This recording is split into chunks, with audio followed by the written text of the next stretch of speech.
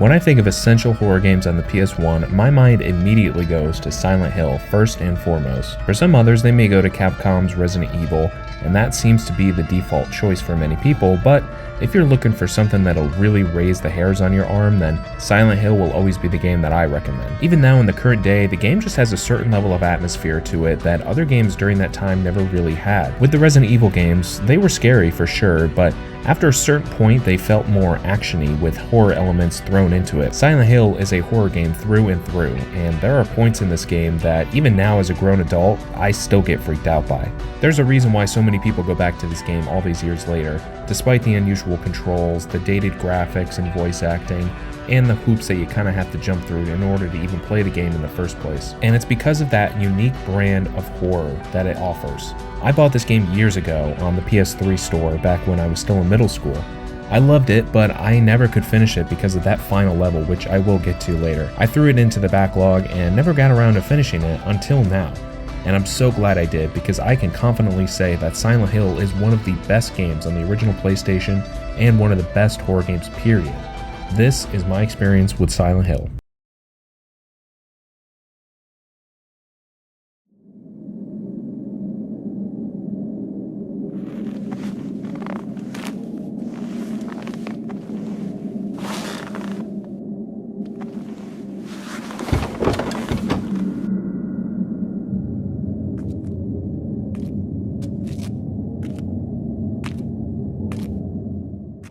Silent Hill is a survival horror game released for the PlayStation back in 1999. The history of this game is quite fascinating.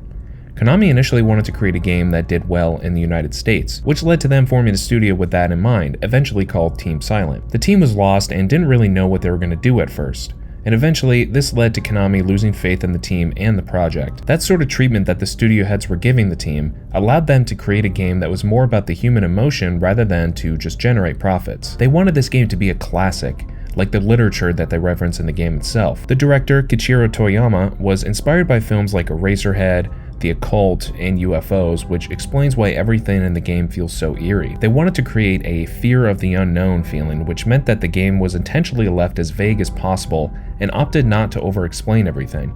Following Konami's initial request to make the game sell well in America, the team opted to have a story set in the United States, following an American man set in an American town. Many of the locations in the game are directly inspired by real-life locations that the team used to model many of the game's levels. For example, the school level is nearly identical to this real-life school that was used in Kindergarten Cop. Team Silent in many ways was isolated when making the game. They were isolated from their publisher, isolated from America, and even isolated from their families. Perhaps most famously, all of the FMV sequences in the game were all developed by one man, Takeyoshi Sato, who was initially brought on board for menial tasks like font design and file sorting, but still created 3D models and taught older staff members on how to do so. He was uncredited and unappreciated at the time, but because of his ambition and talent, he managed to leverage his position at the company in order to get himself to work on the game full-time as a character designer and the 3D modeler. He ended up creating all of the FMV sequences alone over the course of 2.5 years, using all 150 computers in the office to render them. He essentially lived in the office full-time in order to use all the computers while the other employees were gone. The man was absolutely nuts, and this is something that you should definitely not do, but we gotta hand it to him, he really did that shit. Knowing the backstory of the development of this game makes it even better in my opinion. It has the same feeling as a group of indie filmmakers trying to make it big with their first full-length feature film, despite having a very limited budget and essentially no confidence from the higher-ups. The story of the making of Silent Hill is an underdog story. Upon release, it was met with critical and commercial appraisal, and the higher-ups at Konami were very pleased. At the time, there really wasn't anything like it, but how well does it hold up nowadays?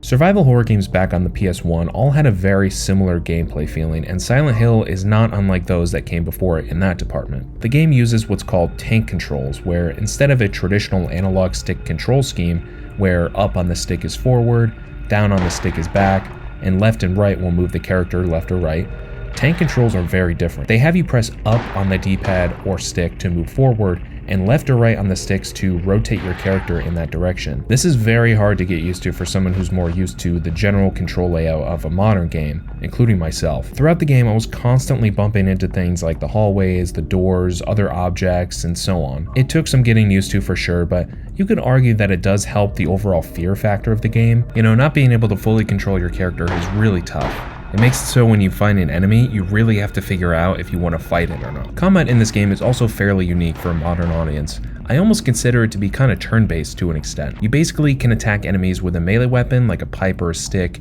or ranged attack with a gun. Ranged attacks are obviously the safest way, but because it's a survival horror game, ammo is very scarce, so you really should conserve it as much as you can, preferably for the boss fights. The melee combat requires some precision, as you have to time your hits in order to actually hit the enemies you're trying to attack. There's different types of attacks too. You got like a heavy attack, which is slow, and a lighter attack, which is faster. By the end of the game, I actually found the combat kind of enjoyable. For context, I did play it on easy, which I felt was honestly a perfect difficulty. I jumped to normal after finishing it just to see how it was, and the enemies were a little bit too spongy for my taste. Just something about beating the crap out of a monster in this game with a steel pipe just feels right. It's very satisfying. There are a lot of basic enemies you fight, like the incredibly annoying flying bat things, but there aren't too many boss fights in this game, and to be honest, they're not really my favorite parts. Most of them amount to just you dodging their attacks and shooting them with your guns. And there's not really much in the way of a unique gimmick to each fight. There's the moth that flies around the arena, the big dinosaur looking thing that opens its mouth, but they don't really offer much in the gameplay challenges department other than to just shoot them. It would have been cool to see some of the puzzle solving elements incorporated into the boss fights in some way. Speaking of puzzle solving, in addition to combat, there are also some light puzzle solving that you will have to do. Silent Hill on the PS1 features some of the most obscure and difficult puzzles in the survival horror genre for sure. Many of the puzzles in this game are just really hard to piece together or are just downright difficult for no big reason. The biggest offender, and also probably the most infamous one, is the piano puzzle in the school. The school is one of the first levels you go to in the game, and this puzzle is very tricky to get right if you don't know what you're doing. The writing on the chalkboard here tells you a poem of some white and black birds, and there's a piano in the room. The goal here is to play the piano in a certain way that the birds are lined up in the poem in order to unlock a key to the other room. It's hard to piece the colors of the birds together, especially if you're not super familiar with the birds in the first place, but then you have to figure out where they are in placement of each other. It can be kind of tough without a guide. However, I do think the puzzles in general are very compelling. They never feel very phoned in or too easy. They're usually just right, with the exception of maybe that one. Now, the final pillar of gameplay for this game is the exploration. As a survival horror game, one of your main goals is to explore the area and collect items and resources you can use to fight enemies or progress your journey. Thankfully, exploring the world in this game is a lot of fun. One of the most unique things about this game is the fact that there's no pre-rendered backgrounds. It's all a fully rendered 3D world you can explore, which was fairly uncommon at the time. Team Silent really wanted to show off their skills, and kudos to the humble PS1 for being able to keep up with it. The fog is actually used as a way of hiding the loading of assets so the player can't see, which is pretty cool. Anyways, another cool thing about the game is that the town is fully explorable. You can actually walk from one end of the town to another without hitting a loading screen. Because of that, exploration is really fun. You'll find plenty of items along your route, but you also have to find clues to progress the story. The environments here are just amazing in this game. It's one of the biggest reasons why I think the game is so scary. The foggy, snowy town of pre-Otherworld Silent Hill is just one of my favorite video game atmospheres. Mix that with the creepy droning music that plays in, it just hits, man.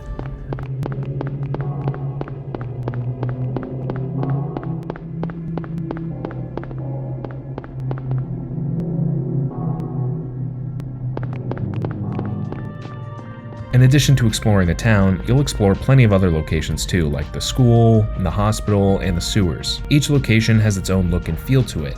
I personally really love the school location the most. During a certain point in the progression of the story, you'll transfer to the Otherworld, which is a warped, twisted dimension of the exact location that you're in, but it's slightly different in layout, but massively different in atmosphere. The Otherworld is incredibly oppressive and just exhausting to explore, in a good way. It's totally freaky, especially that rusty fence or whatever you have to walk on that's over total darkness. Usually this is where the difficulty of the dungeon gets a bit higher as well, usually with a lot more enemies and the boss fight at the end. While the gameplay is generally great, the story is what I personally think is the most compelling aspect about the game. The story revolves around Harry Mason, just a regular guy who drives to Silent Hill with his daughter Cheryl for a vacation. On his way there, they crash into the town and Cheryl goes missing. It's up to him to find her and bring her home. A very simple premise for a horror game, but effective enough to get you interested in what's going on. As soon as the gameplay starts though, you're out trying to find your daughter from the crash, and it quickly becomes a nightmare scenario. One of the best sequences in any horror game ever is this alley scene. It makes you feel like you are descending into hell with its crazy camera angles and eerie droning music.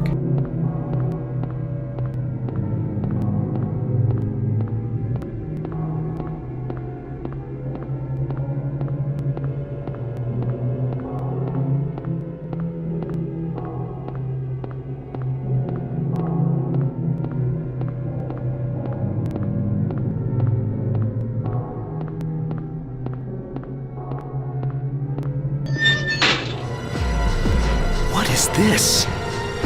What's going on here?